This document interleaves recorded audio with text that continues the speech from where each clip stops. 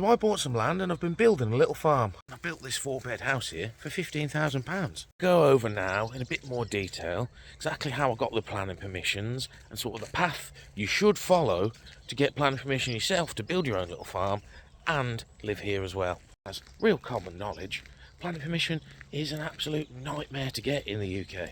And when you're talking living on your own land in the middle of nowhere, it's like winning the lottery. So, step one, find yourself a piece of land that's at least 2.5 acres, because that's what's classified as a holding. If you've got enough capital, straight away you want to get yourself 12.5 acres. But if you've only got the 2.5, you need to rent the other 10. And that 12.5 acre parcel opens the door to give you permitted development rights for agricultural use. And that'll mean you can get permission for a barn. This is a fairly decent sized one, although it's not the full construction yet. You can probably see back there's some sort of 5-metre posts up. That's the forever height of the main couple of sections to be built. Now, obviously I got permission to build slightly bigger than most people would, I guess, because I already had my agricultural business existing many a year before I actually bought this piece of land. So it was quite clear it was an expansion of the business rather than me just wanting to plonk buildings up in the middle of nowhere. 100% you can just apply for an equipment shed, a storage shed on your land straight away, as long as you've got that 12.5 acres. And 9 times out of 10, as long as you can present that you're developing the business there, you'll get that permission straight away. With permitted developments, it's only really certain things councils can object to. Everything else is within your rights to do. It's a permitted development. It's a real common question I get is sort of, where do you even begin? What do you do? So second point then, I guess, you need to have a business, like I say.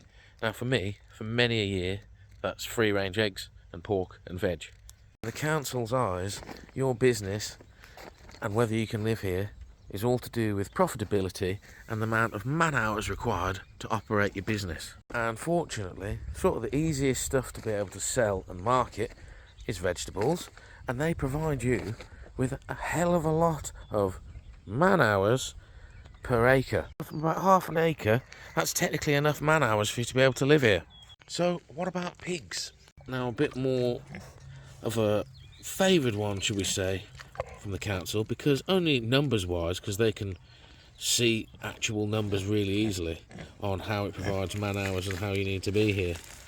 And if you were just wanting to have a group of animals to be able to provide you an income and your business, then you're going to need around sort of 10 to 15 breeding sows, which would produce you over 100 piglets a year, probably 150 piglets a year. Gives you more than enough man hours for over 150 pigs on farm to be able to live here. This day and age with the internet, etc., selling pork direct to people is relatively easy, but the chances are you're not going to shift 100 pigs.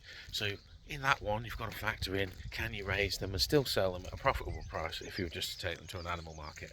Now another favourite by a lot of people is obviously chickens, poultry of some kind. And as you can see in there, they lay lots of eggs all the time, no matter the breed. Obviously, there's 2 different sort of avenues you can go down to actually make money and a business from them.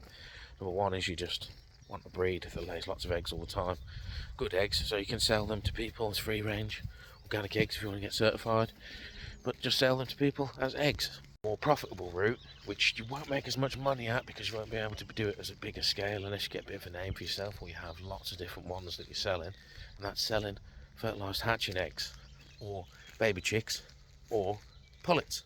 Your most profitable way is to raise them into pullets and sell them, because you can get £20-30 a chicken now if you're selling a pullet.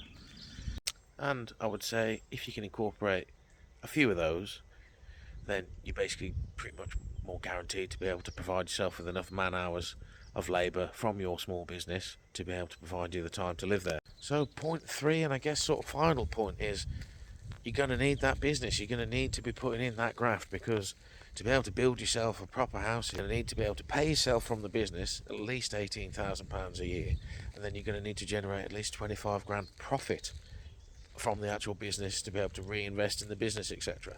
Sort of obvious reasons really. The council don't want just everyone building stuff everywhere. They want you to be able to guarantee you're just going to build it and be there and operational for a long time. You're not just going to build it and it's going to be degraded in 2 years' time.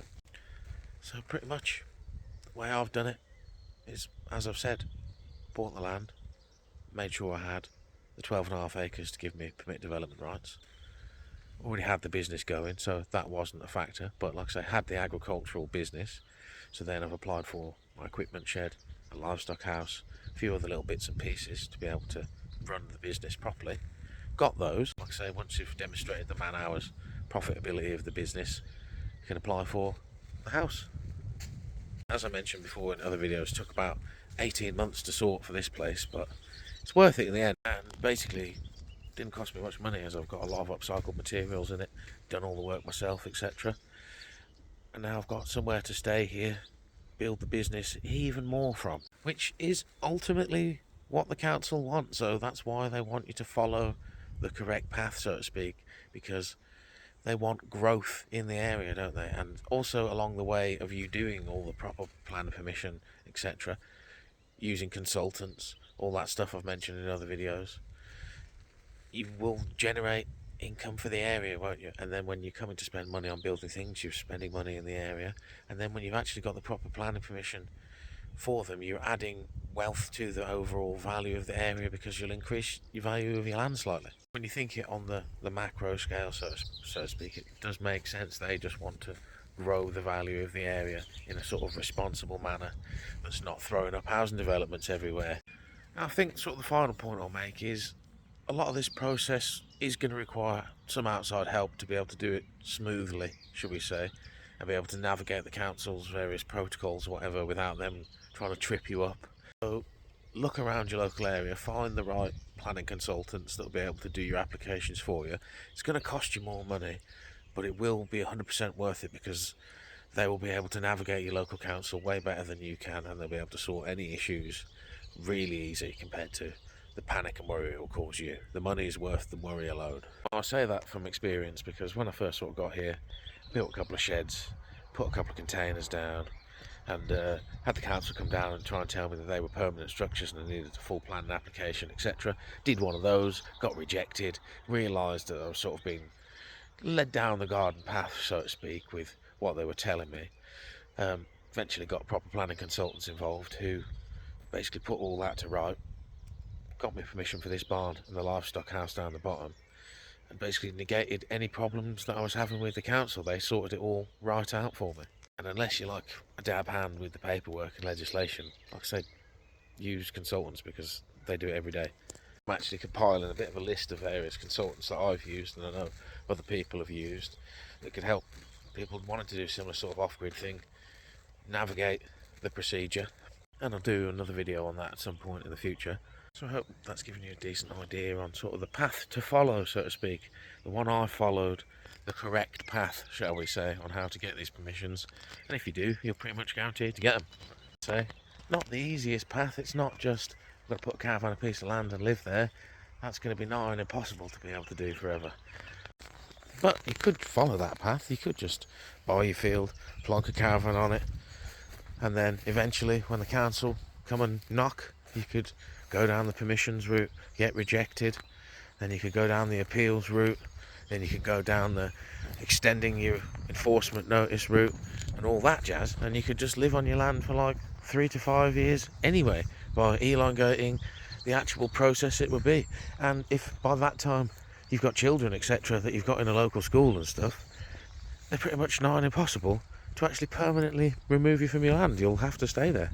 Of course, that's if and when they catch you. Basically, the clock only starts when they discover that you're there in your caravan. So ultimately, it's a risk that could be worth taking. Current housing climate how it is, rents being insane, etc., is the risk of buying a small plot of land which is going to hold its value really well. It's not like a house where it could go down. Land never goes down in value historically, it only ever goes up.